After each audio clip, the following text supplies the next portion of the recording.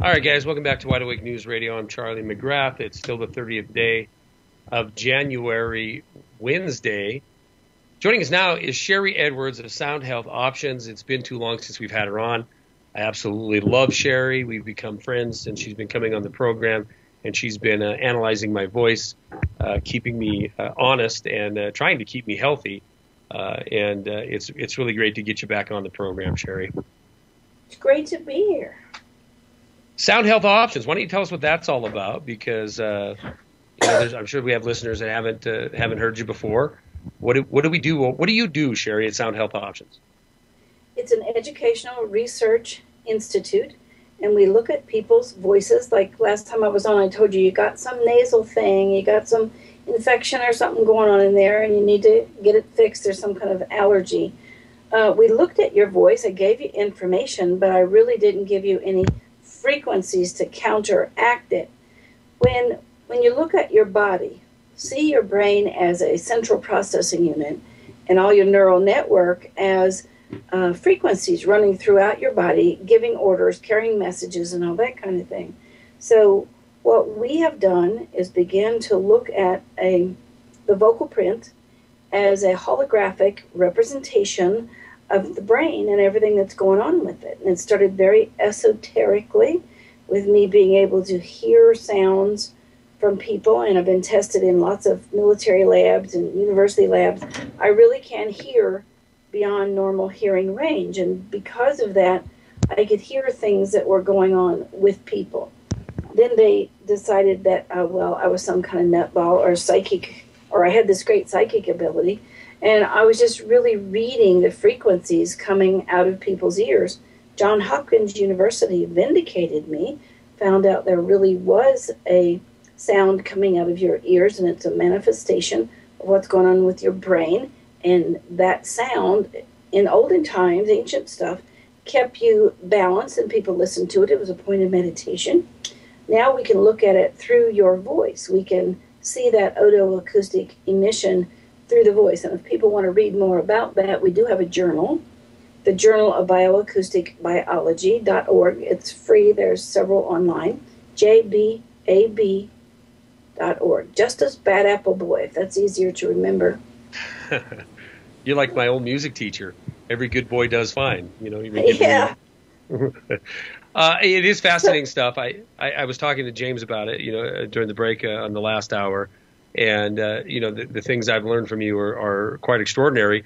We talk about, way back when we talked about it's somewhat a matter of some people have this ability, almost like an intuition, to hear, to listen to what people are saying, but truly to hear what they're saying as well. And it serves some people very well. Obviously, it serves you very well. And one thing I remember, since you were saying that, since you were telling us about these sounds that are emitted from your ear, one thing you did tell me last time you were on that I wanted to commend you on and support with my own research, because it had to do with sleeping. I tend to try to go to bed early. I try to get up early, so I can juggle everything. Try to roll out of bed at 5:30 in the morning. But to do that, I need to be in bed by 10 o'clock at night or so. And I would sometimes I would take the computer in and play, rhythmic noises. You can, on YouTube, you can find anything you want to listen to, be it a fan, be it an air conditioner, be it a vacuum cleaner running, whatever, any noise that you might help you go to sleep. And I thought that was helping me. But the last time you were on, you told me to basically, I didn't tell you all that, but you said to listen to your own sound that you're emitting. And I kind of like, what are you talking about, Sharry? And so that night I went to bed and I laid there, and sure enough, when everything's still and quiet, you hear this almost like a resonant noise, like a resonant frequency. And I would just focus on that. I would be out immediately and I would sleep sounder. So I wanted to commend you on that. That's great. I think it's a great way to meditate. It gets to the sound that you need. I have this whole organization and a 3-story building and employees and people around the world, but people don't need anything I have because they could listen to that sound When we take a vocal print, it's a moment in time, but your sound is with you 100% of the time, and that's what balances you. It's your tune-up, and I think that's the way that ancients did it and dropped into other dimensions, because I certainly can do that. If you really listen to that sound and it'll help relax you. You know when you're in that altered state because you'll take a big, deep cleansing breath. Did you find that happening? Absolutely. I absolutely did. And before? No, before it was I would focus on whatever distraction. And I tried to think back in life to when I began, doing that, when I began to have some kind of distraction or something I thought was, helping me sleep. And I couldn't put my finger on the time or the place. It might have been during my military service, just coming out and always having commotion or noise in a barrack situation, or when we were obviously in combat situation. But the distraction has been for years and years, and my sleep over this last several months since you gave me that advice has been far better than in any time I can remember. I get to bed earlier. I fall asleep faster. I seem to sleep sounder, and I wake up feeling better. So, that was, if for no other reason, ever meeting Sharry Edwards, that piece of advice has truly helped me. Yeah, people can go on our site, soundhealthoptions.com, and there's an article, If You Can Moan, You Can Tone. And there's where you get the instructions on to listen to that. But that's a very, very ancient technique. And I think what I'm able to do is a very ancient kind of throwback. I'm some kind of Neanderthal or something. Because I can listen to these sounds that I really didn't know other people couldn't. And I made the mistake, whoever's in charge upstairs, I made the mistake of saying, I can't understand why you can't hear this. It is so obvious. And I lost it, the ability to hear it for 3 days. I was never so lost in my life. I didn't know which way to turn. I couldn't even drive because my driving would tell me, my ears would tell me which way to go. People, I realized I was cheating and listening to what people were thinking rather than what they were saying. And I didn't want to go on being on the planet without that talent, because I'd had it all of my life. And I never developed my social skills or anything else to be with people because I could do that. It's so fascinating to me, because we'll have business meetings and something that maybe I'm not even involved with, but I'll have my colleagues want me to sit in on it, and mainly because they think I'm perceptive.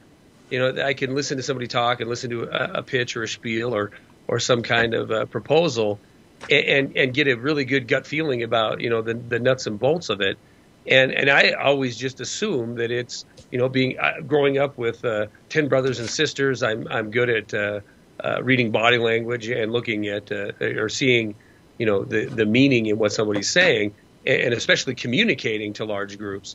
I just thought it was part of my upbringing. But, since I've met you, I've thought, well, maybe this is a lot more common, and some people are just more in touch with this ability to listen, but not only listen, but truly hear and try to discern, perhaps is the right word, what true meanings are in statements. Maybe it's completely irrelevant what they just said.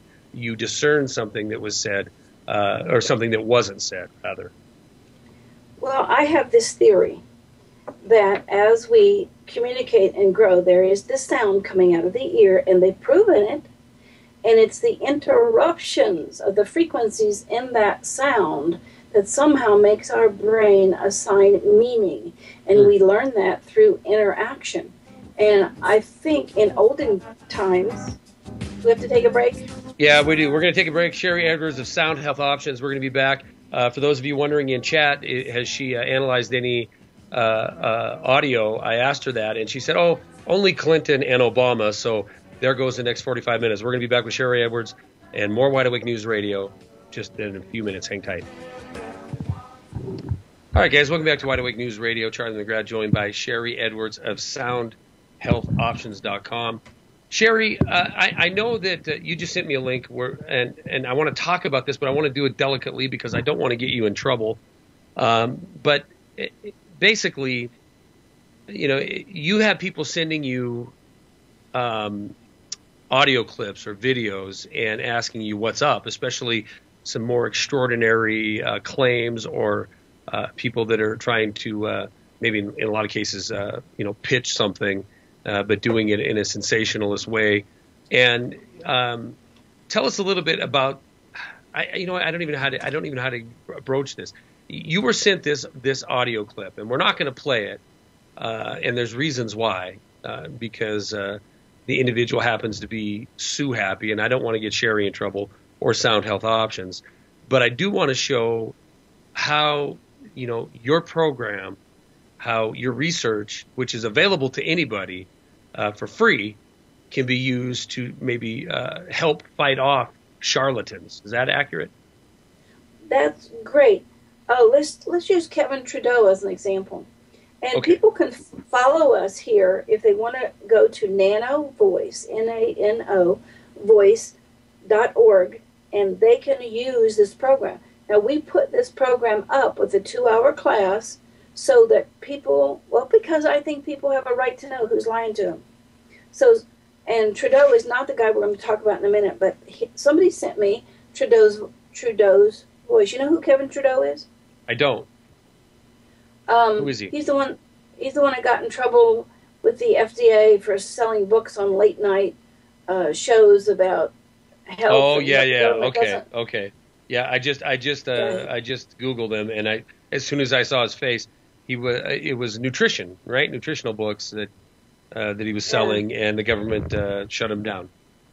And he got in all kinds of trouble. Anyway, somebody sent me a thing of his. Is this a crook guy? And no, what his voice said is he needs money to prove to his parents that he's worthy.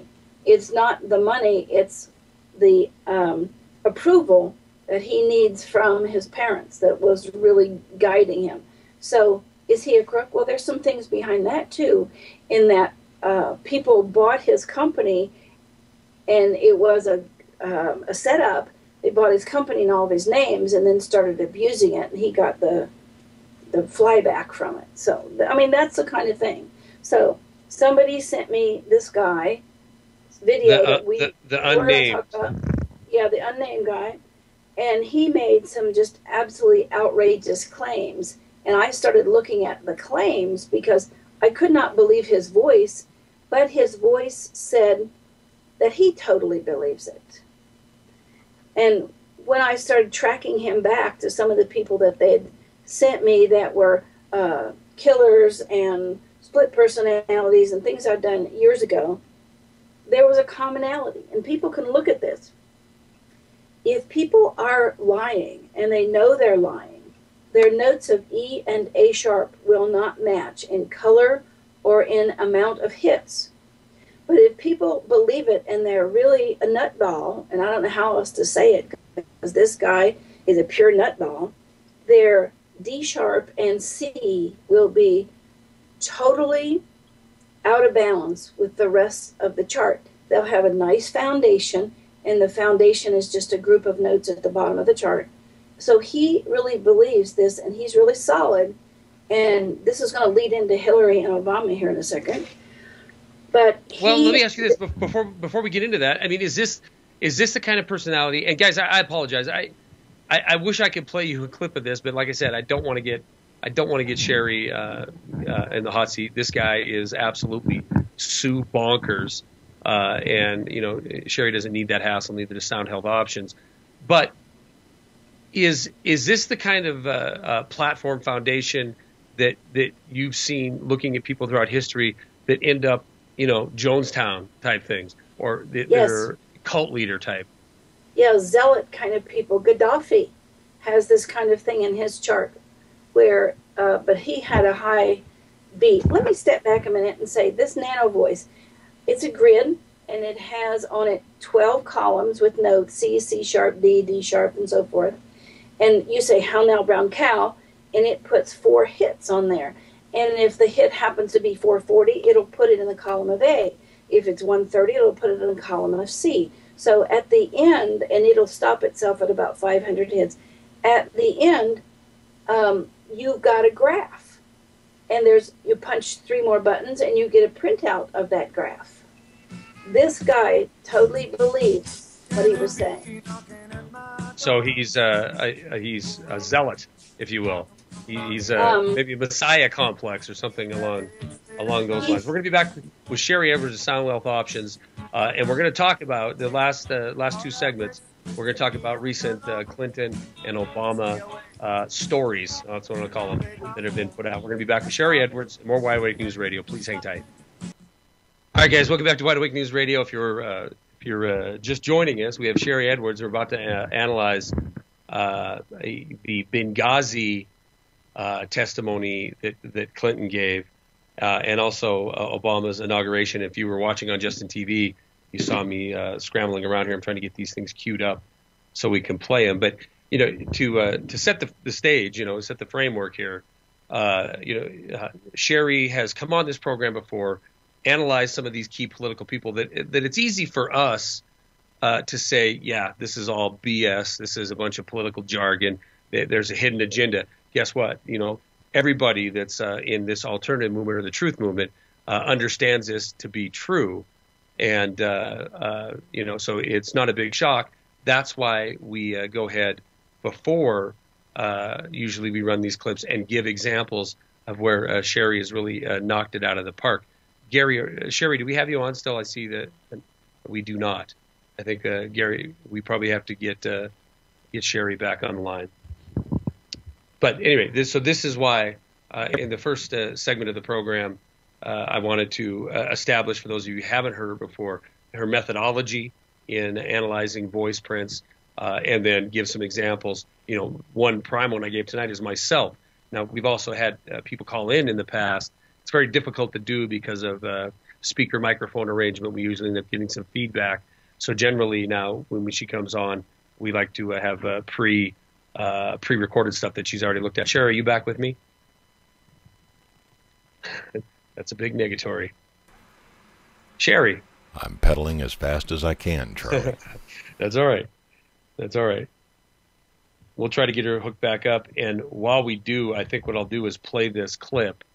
This is Secretary of State Hillary Clinton speaking to the Benghazi incident where we had our ambassador killed by, the same folks that we had called, freedom fighters, and then turned out to be the Al-Qaeda, and now destabilizing the region. We ended up having people killed, Americans killed, and she's justifying the who's and the what's and the whens of what we knew, when we knew it, in the Benghazi incident. Sharry, if you're with us, I'm going to play this clip. I see you back up on my screen. Are you with us?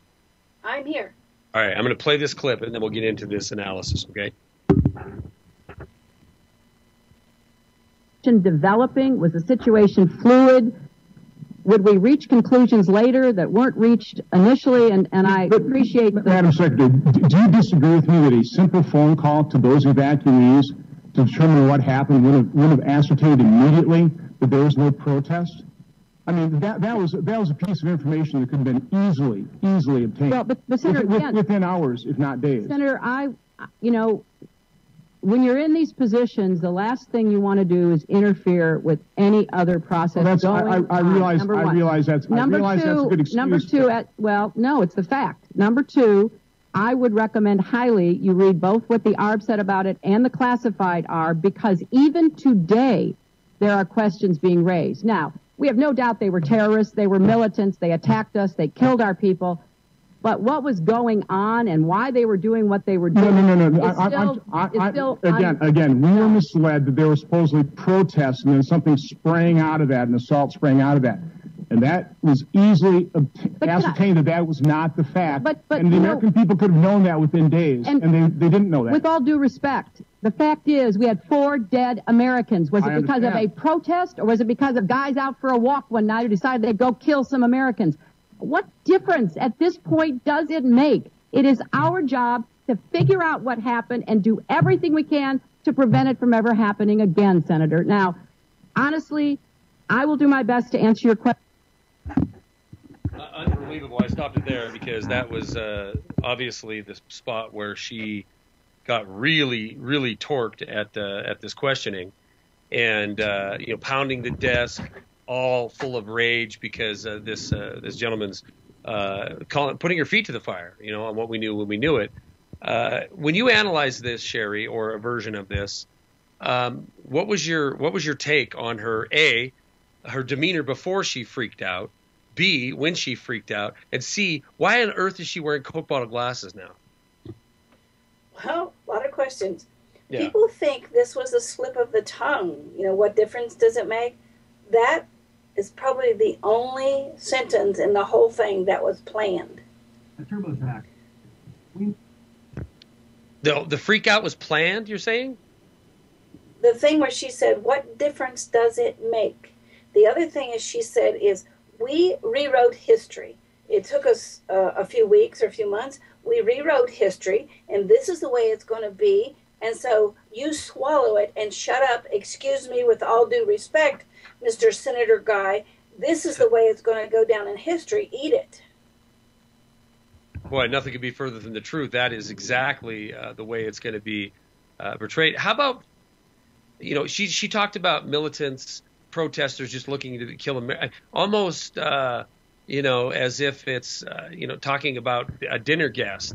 This event was gruesome, right? And regardless of how you feel, regardless if you're buying the mainstream version of the events that happened and why we were there and how this violence could still be part of life in a liberated Libya, she was very, nonchalant, if you will, in describing people just looking out to kill Americans. And did you find anything there as far as, I don't want to lead with any questions, but it just seems there's a total disconnect between, any kind of morality towards human life. She's lying. She knows she's lying. But she thinks it's for the better good. Now, her words are in red, which means that they aren't hers, and this was a planned thing. But when you look at Obama's inaugural speech, the graph is almost identical to Hillary's denial of Benghazi, except he's saying in his that this is for a useful intent. Now, Hillary's intent was ego, number one. There was only 227 hits in that little piece that you played. And her scores were 88 on ego and 88 on justice.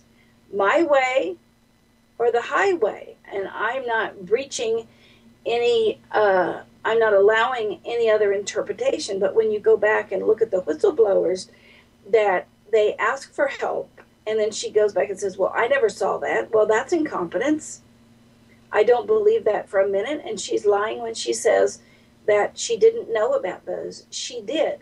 Now, somebody sent me a story that says this guy was gay, and they deliberately sent him into a situation, into a country where gays were hated and killed, and this was deliberate to try to start a war, a problem, or whatever. I am all for the impeachment proceedings that have been started against Obama about some of this, and Hillary ought to be right there with them. I did not have enough time. Go ahead. Well, I was going to say, I mean, that turns the corner from lying about it to almost a false flag type of an event. If they knew that this was going to spark some kind of renewed vigor in prosecuting a war that the people of this country are getting sick of hearing about. I really don't understand why we're there anyway. But Hillary's not pulling the strings.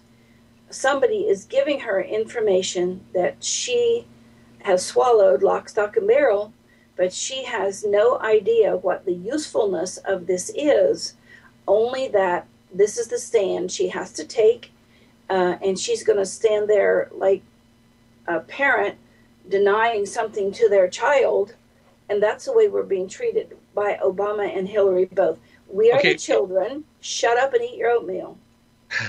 Well, what about the frustration when she lost it there? Because that was it was planned. It was planned. You look at it in her print. It was planned, deliberate. She knew that was coming. And I'm curious, and answer this on the backside, and then we'll get into this this Obama inauguration speech and get your take on that. But why? Why plan that? Is it to show force? Is it to show, just to show the level of control that these folks have over the situation, or they want us to perceive they have over it? We're going to be back with Sharry Edwards, more Wide Awake News Radio. Hang tight. Okay, guys, welcome back to Wide Awake News Radio. Charlie McGrath joined by Sharry Edwards of Sound Health Options. Final segment tonight. And we did that analysis of Hillary's Benghazi testimony. And fascinating that you said that the outburst was planned. And it makes sense if you think about it. We're going to rewrite history. It doesn't matter what the facts are on the ground. It's irrelevant. People died. This is what happened, period. And that's it. And before we run out of time, I want to play just a minute or so of the president's inauguration speech that happened just a few short days ago, and get your analysis on this. And now this thing's 20 minutes long. I'm just going to pick a piece out of the middle and listen to a little bit of this. So here we go. Our founding creed. For more than 200 years we have. Through blood drawn by lash and blood drawn by sword, we learned that no union founded on the principles of liberty and equality could survive half slave and half free. We made ourselves anew and vowed to move forward together. Together we determined that a modern economy requires railroads and highways to speed travel and commerce, schools and colleges to train our workers.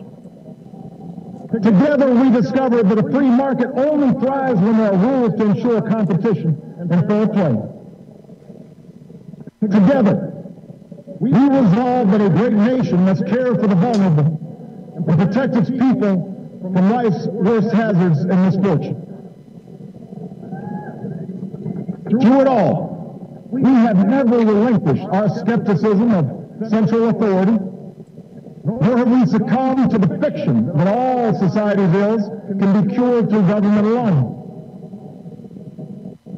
Our celebration of initiative and enterprise, our insistence on hard work and personal responsibility, these are constants in our character.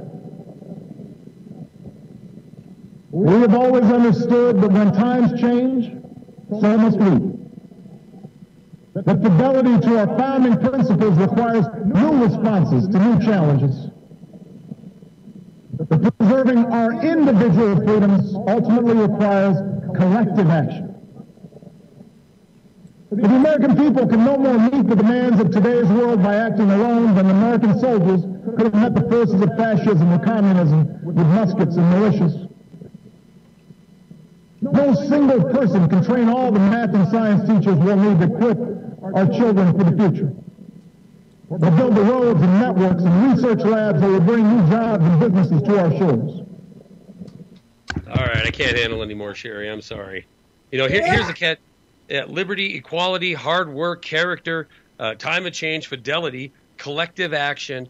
Of course, we're going to throw children in there so we can garner the attention of the moment.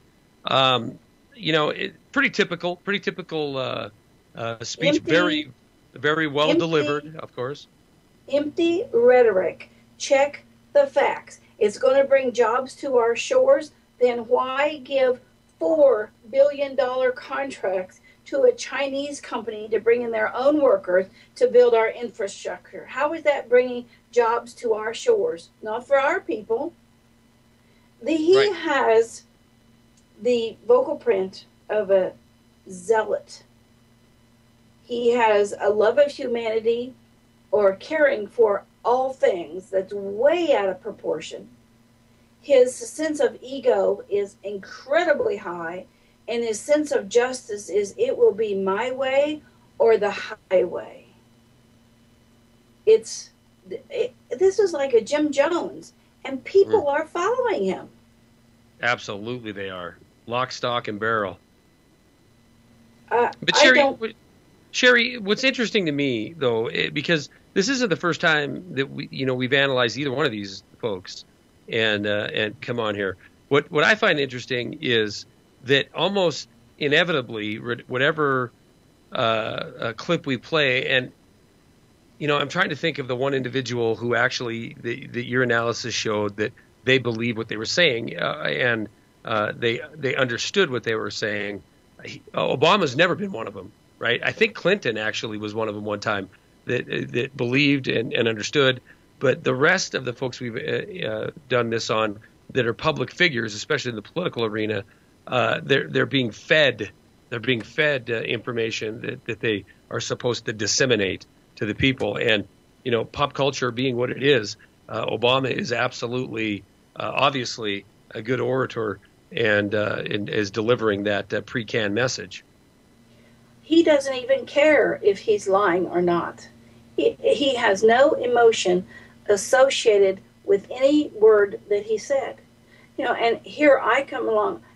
Charlie, I am afraid of my own government. Now, you tell me what the difference is with some mobster, some gangster coming to my shop and saying, you pay me, I'm going to collect every week, you pay me, or you're going to be sorry and you're going to lose a finger, I'm going to destroy your shop. Or the government coming to you and saying, you will buy our product, you will give me this much money, you will do this, this, and this, or I will see that you're punished, you're going to jail as a domestic terrorist, and you can't even have an attorney. I'm scared. I think you have every reason to be scared. And one thing I wanted to ask you is, the goal, obviously, since 2008 is to win 2012. Well, 2012's been won, and here we are in 2013. There's a lot of people thinking that the rules are going to be changed, and we're going to have term number 3. I don't know if any of that's possible. I mean, I think it's more likely that we just this country won't be recognizable by that point in time. But have you seen a shift?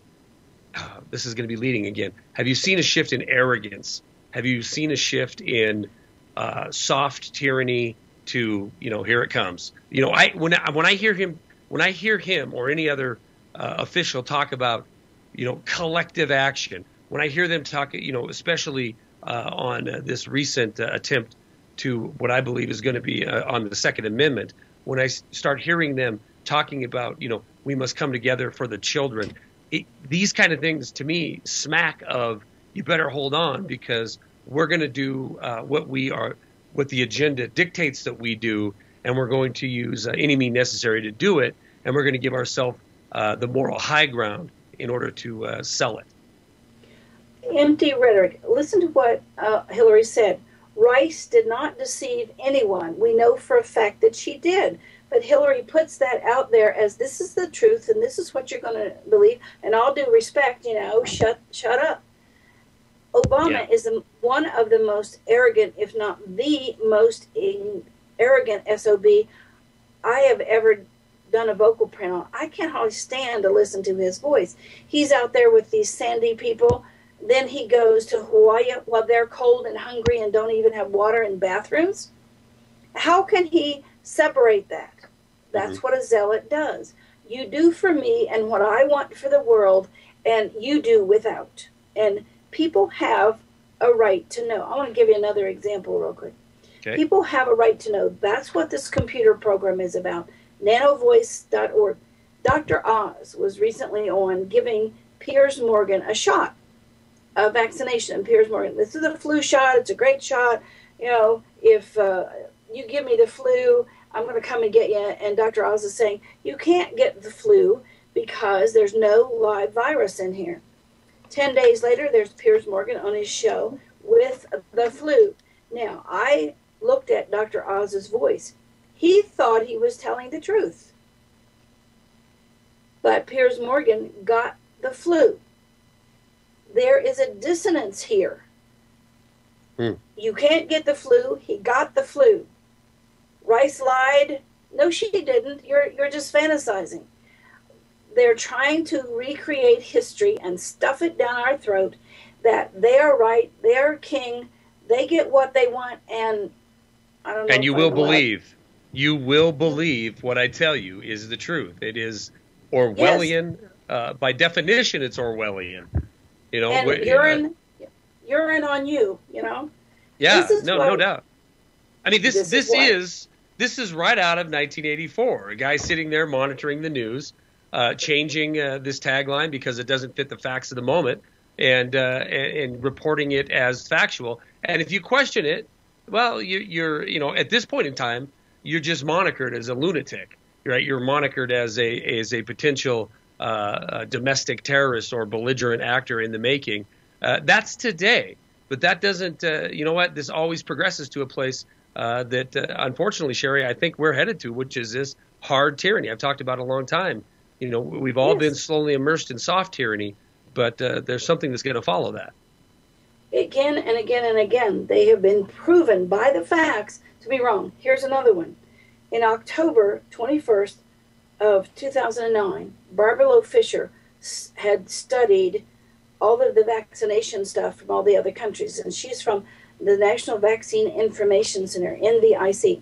And she made this announcement on October 21st, 2009. She said this flu season's not going to be any worse than any other time. Okay, along comes Obama 3 days later on October 24th, 2009. It's a pandemic. We have to have martial law. We have to have state of emergency. And he made that state of emergency by his stupid executive order that they're allowing him to get away with. The flu season was not any worse than it ever was. In fact, it was a little lighter. But by creating this panic, they rushed people to get flu shots. We have to have this national disaster thing. And when his executive order says, if he says it's some kind of national disaster, then the pharmaceutical companies are not liable for any damage. That was purely to protect Big Pharma for that year. He was shown to be a liar, and nobody came at him with it, confronted him. There was a lot of oh, dang it. Out of time. I can't believe it. All right. Sharry Edwards, thank you very much. SoundHealthOptions.com. What's the other web address you want people to look at? Nano Voice, and that's where they can do this on their own, .org. Nanovoice.org and SoundHealthOptions.com. Until next time, Sharry, thank you very much for coming on and sharing your knowledge with us. I greatly appreciate it. It was great. All right, guys. Stay tuned for Jeff Rentz because he'll be coming up next right after this program tomorrow night on Wide Awake News Radio. We have Eric Lovely and Ellen Brown. Great. We get to talk to Ellen Brown again. And, of course, I should show the same enthusiasm for my friend Eric. He'll be joining me hour number 1. Okay, enjoy Jeff. He's coming up next. Have a good night. Peace.